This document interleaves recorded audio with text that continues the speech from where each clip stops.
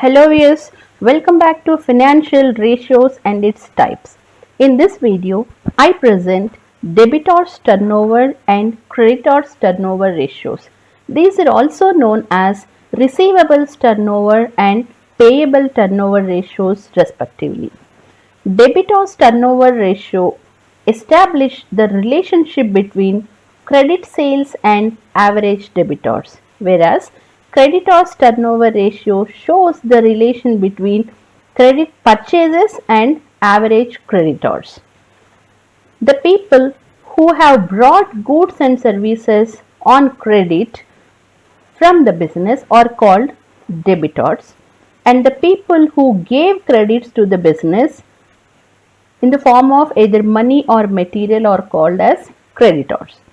The business considers bills receivables as the proof of all their debitors and bills payable as the proof of all their creditors. The formulas to calculate these ratios are: debitors turnover ratio can be calculated with credit sales by its average debitors, and creditors turnover ratio with credit purchases by average creditors. To find credit sales, if not given directly, it is required to deduct cash sales from total sales. Same way, we get credit purchases by deducting cash purchases from total purchases. To find average debitors, we are supposed to add opening debitors, which is balance from previous period, and closing debitors, that means current debitors. Dividing both by 2, we get average value of debitors.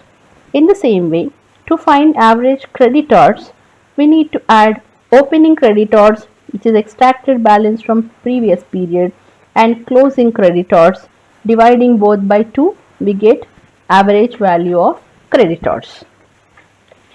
To see a simple problem as example with the following data as opening balance of debitors as 1 lakh, opening balance of creditors as 1.5 lakhs, and total sales as 15 lakhs.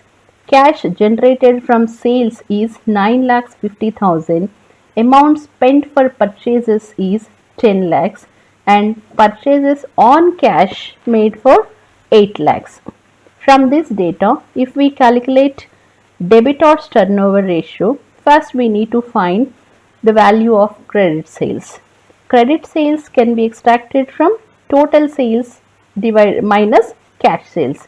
Total sales are given as 15 lakhs. When we deduct 9 lakhs 50,000 from that, we get 5 lakhs 50,000 as our credit sales.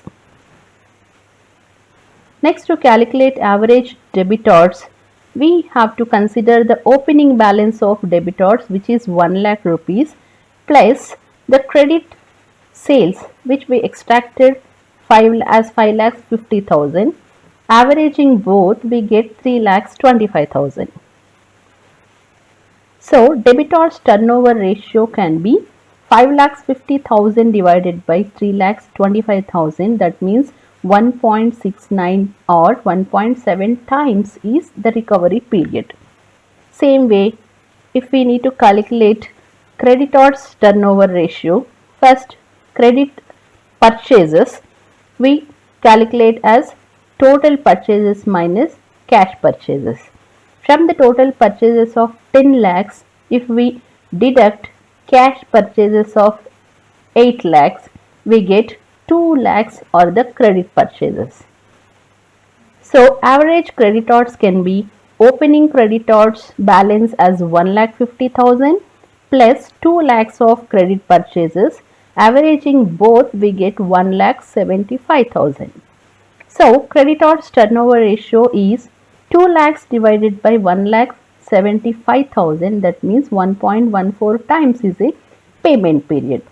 So, on an average, how frequently we are paying our credits or we are receiving our debits is the main purpose of these ratios. These ratios indicate the efficiency with which debits are collected and credits are paid. A higher ratio will indicate that debits are collected quickly and creditors are being paid quickly. With this, we have finished types of activity ratios. I will come back with profitability ratios with the next video. Thank you.